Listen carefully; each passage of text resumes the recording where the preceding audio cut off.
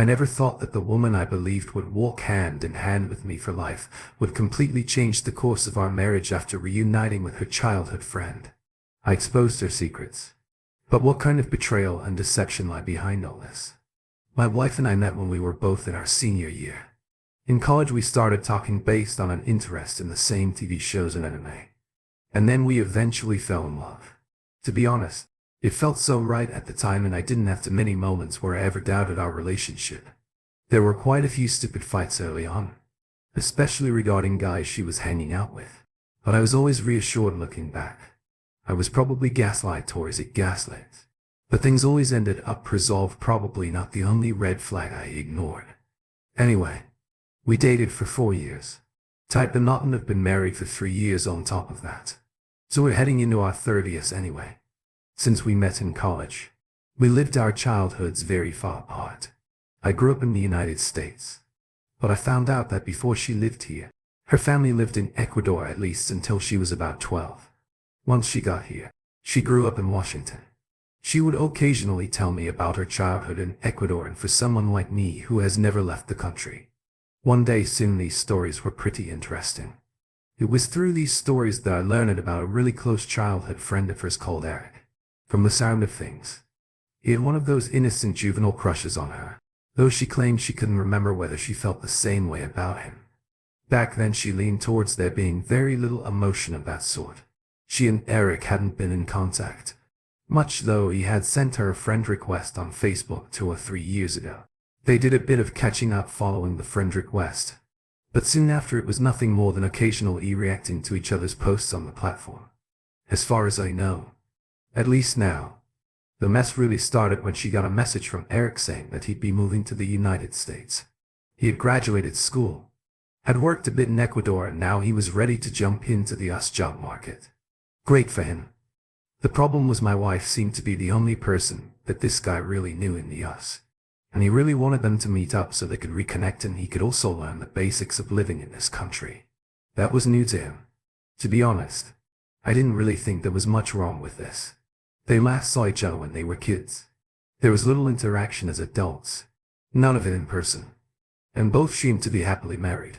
His wife would be coming along with him after all. So the time finally came round and Eric flew over to the United States. He was going to start working in California, but his flight plan was to come straight to Dallas and go by road to Cali.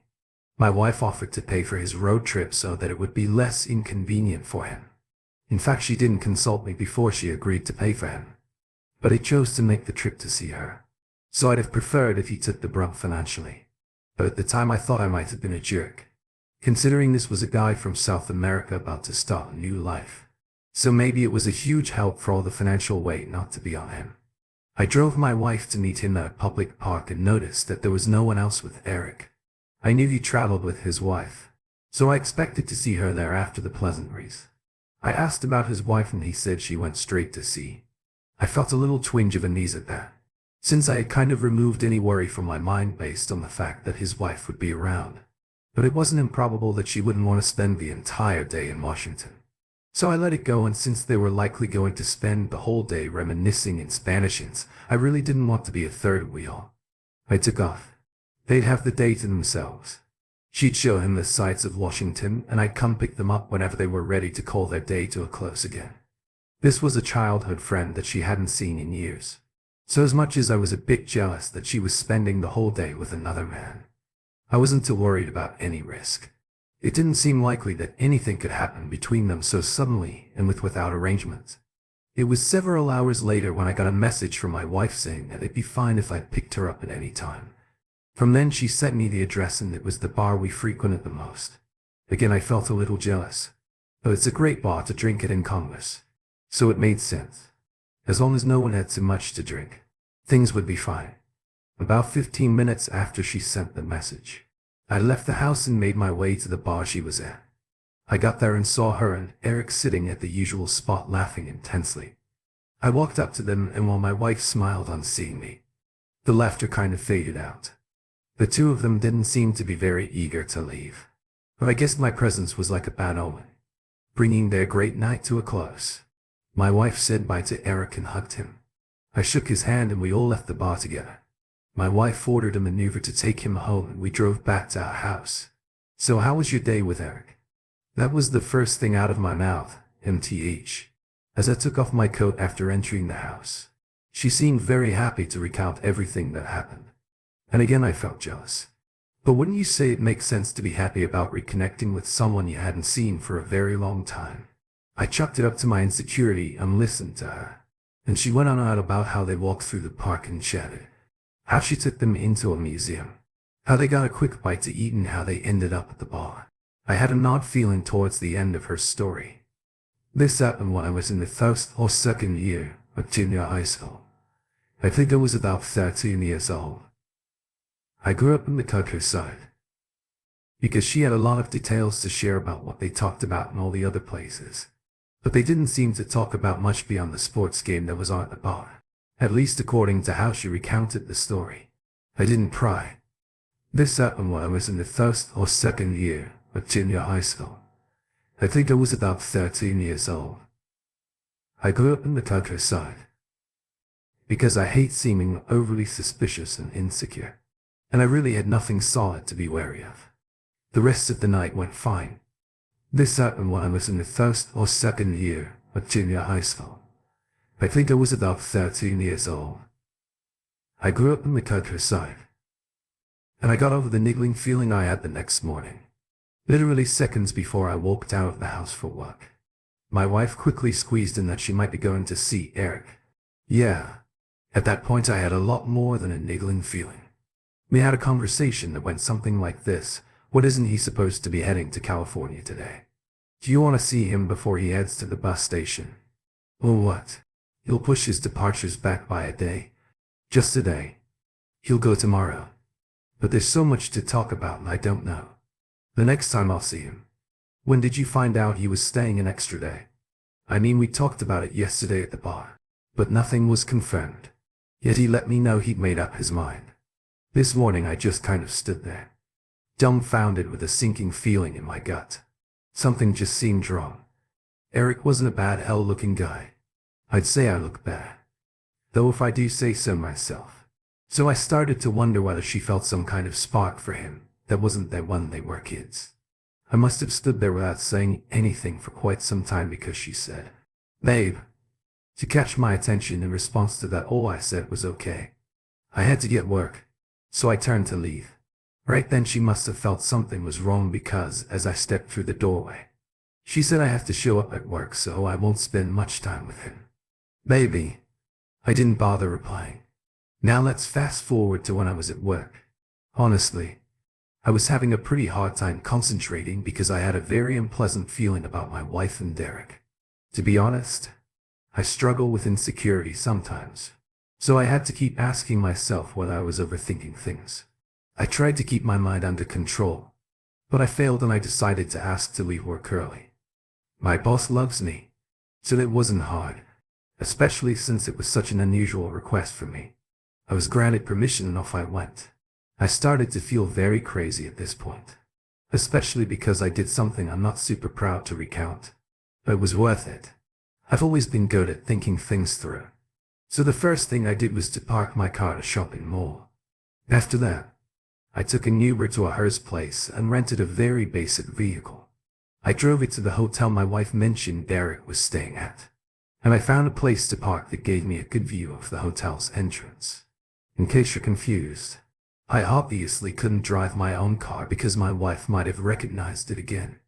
I felt crazy and stupid during all of this because I wasn't even sure she was at the hotel. If she was to be believed, they would have taken another day out on the town. My wife would know better than to stay at a hotel room with another man alone, even if it was just a talk, because putting yourself in such situations is a recipe for trust issues. I'm not joking when I say I sat in the car for 4 hours straight. I was hungry and I needed to pee. But I was scared that any time I took off could be when I'd miss what I was hoping or really not hoping to see. But almost as soon as it started becoming unbearable, I caught a familiar figure emerging from the hotel. It was my wife and Derek. I remember trying to make excuses for her in that moment. They were coming out of the hotel, but I had no idea what had happened between them. Maybe she wasn't in his room. They could have been in the lounge or at the restaurant or bar. But the fact she was there so late in the day made me uneasy, since she had told me she wasn't going to spend much time. I was TUS swing with, doubting her and trusting her in that moment. Well, the tussle lasted until I saw a car pull up in front of the entrance. It was an Uber. I assume they both walked up to it and he opened the door for her, and before she ducked into the car, I watched them share a deep kiss. I don't know whether time slowed down or exaggerated my perception, but the kiss went on for about 10 seconds. I still can't remember how I was able to regain clarity of thought briefly, but I managed to take a video of the last 3 seconds of the kiss. Then she hopped in the car. He closed the door and her car left, and I sat right there in the stupid rental car, unable to process any more thoughts. My brain felt frozen. I think I sat there for an additional hour before I went to turn the rental. I didn't go back home that night. I told her I had to work late and I'd stay the night at the office. She sounded disappointed, but she didn't seem way, because this was something I do frequently. I planned to sleep in a hotel, but then something occurred to me. My wife knew I wasn't coming home, and if she wasn't expected at home, she likely wouldn't have cut her night with Eric short. I was still going to sleep in a hotel, but this time it would be the exact hotel that Eric was staying at. I just had a very strong suspicion that she would go back to the hotel to spend the night with him and try to leave in the early hours of the day before I could possibly get back. So, just like that, I went back, taking my car this time, and I booked a room. Fortunately, they weren't fully booked. It was dark already, so she wouldn't find it easy to spot my car, especially where I parked it.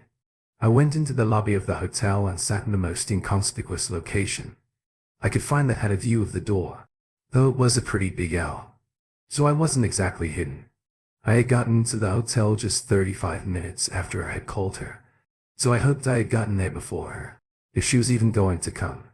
Almost as soon as the thought crossed my mind, who do I see walk in, and she was wearing a certain red dress that I had never been too shy to let her know how much I liked. I'll admit that all I wanted to do was get evidence that she was there and confront her with it later. But I think I lost my mind at that moment. I stood up and rushed over to her before she could ascend the stairs, and I tapped her on the shoulder to get her to turn around. The shock on her face was a sight I could never forget. There were a few seconds of absolute silence between us, and I could see her jaw moving like she wanted to say something, but she really had nothing smart to say. "What are you doing here?" That was what I was able to say through clenched teeth, and she could definitely see. I was mad. "You're here to see Eric, aren't you?" Through a ridiculous amount of stuttering, she managed to let me know that. Yes, she was there to meet with Eric. But no, she wasn't going to wait for long in his hotel room. They were going to go out so she could take him to some kind of party or event or something. I asked her why I didn't know anything about this supposed party, but she only said it must have slipped my mind. I wasn't planning to go before. I actually remember seeing her hands trembling, but she tried to keep them steady against her body. "But what are you doing here?" "I'll show you," I said. I brought out my phone and played the very brief clip I had of her and Derek kissing in front of the hotel. Now, fellas, I've never hit a woman and I never will. But when she said you were spying on me as our only response to the video, I won't lie, I felt the urge to. And because of that, I only told her, "Don't come home tonight." Before I turned to walk out, she tried to grab my arm and say some stupid words to appeal to me. But I was scared of what I could do if she said something really idiotic in her defense. So I left. I went back home, and in the 3 days since then, she hasn't come home. I know she's fine because her sister that lives across town asked me what was wrong. Apparently my wife was too ashamed to admit to anything, but I didn't tell her anything. So now what I really need is advice. I need to hit her where it hurts, because she can't play me like this and get away with it. I'll be reading your comments, everyone at it. You've all given me a lot to read over the last few days, and I'm very grateful to you all. It's been very tough for me trying to figure out what to do through such heavy emotions. But yeah, I've decided to proceed with the divorce as the first step. Like almost all of you recommended. I want to take things a step further with my wife, but I'm not quite sure how yet. I also have some plans for Eric, but I'll keep that under wraps for now. Hopefully I'll have an update for you all in some weeks, and hopefully not longer than that update. Hey everyone. I'm glad to say that the update you've all been waiting for is here. And I'm just as happy to be telling you all about it as you will probably be to read it. The first step for me was the divorce. I've got a friend from college who is now a pretty successful divorce lawyer. And he was the first person I gave a call after getting my mind settled. Papers have been filed. She's been served, and while we haven't come to a solid agreement on anything, we don't have children and our income isn't too far apart. So it's unlikely that I'll be paying much alimony. If any, I can live with that to be away from her. We don't own a house and have any kids yet. So fortunately we won't have to go to war over those things. I'll leave her with the apartment, since the rent was ridiculous. But she loved the view so much I couldn't care less. Oh, she called me the other day crying and crying, asking whether she could come to the house and talk things over with me. I told her she could say whatever she wanted to say over the phone. But she just kept weeping, talking about how she was all alone. And she just made a mistake and a lot of other nonsense through her tears I might have folded. But all I needed to do was quickly look back at what she had done. And it was like smelling salts to me. Brought me straight back to my right senses. I knew Eric's name and I found him online pretty easily. His wife wasn't hard to find after that. And all I had to do was tell her everything I knew about the little detour her husband took on their trip to America, the video I had helped seal the day. She was mad. But it was easy for me to be there for her because I was in the same boat as her on opposite ends. We've been talking a lot and she's a very attractive woman. I'm not saying I'm planning to do anything, but it'd certainly be poetic justice for both of us. We'll see how that develops. Anyway, she's going to leave his butt, which is exactly what I wanted. I just hope she doesn't backtrack. Considering she came to America dependent on him for my wife, I had to be a lot more heartless to get her first step. I created a group of her closest family members and friends and let them all know, including the sister, who she still refused to tell what had happened. I didn't share the video with them, but I was ready to pull the trigger on that in case anyone chose to doubt me out loud. Next, I didn't have any way to make her lose her job, but I did think I could make the workplace a bit more uncomfortable for her. This part was tough because I didn't want to have to deal with the whole defamation thing, even though it was true. Fortunately, I knew someone who works in the same building as her, though on a different floor. So I chatted him up and let him know about how I had separated from my wife. Yada. I asked him whether he knew anyone on my wife's floor, and he let me know that he did. All I asked of him was to plant a seed in that person's ear, and hopefully the rest would spread like gossip does. I told him I'd owe him lunch. If he did me right, you should have seen the smile on my face when my wife called me fuming, asking why I would tell her job about what happened. I told her I had no idea what she was talking about. After all, I didn't know anyone at her office. She knew that was true. But she kept saying, "You must have told someone somehow, you must have." I could hear her fighting back tears as she shouted at me. But I only enjoyed it as she did.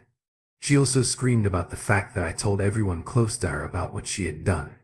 I only told her to be thankful I hadn't sent them the video as well. She promised she was going to make the divorce hell for me. But honestly, I'm ready for it. I should have waited till things were finalized before my revenge. But I guess I was too eager to get back at her. Either way, I'm happy being free of her. There's no point sticking around with cheaters. I'd rather be single than be with someone who was unfaithful. And if these are the cards the universe has dealt me, I'll take them. There are better things for me ahead. So thank you all for listening, and I hope you were able to learn something from my story. It wasn't fun to go through, but I'm still young and I'll try my best to never waste my time on a woman like her again.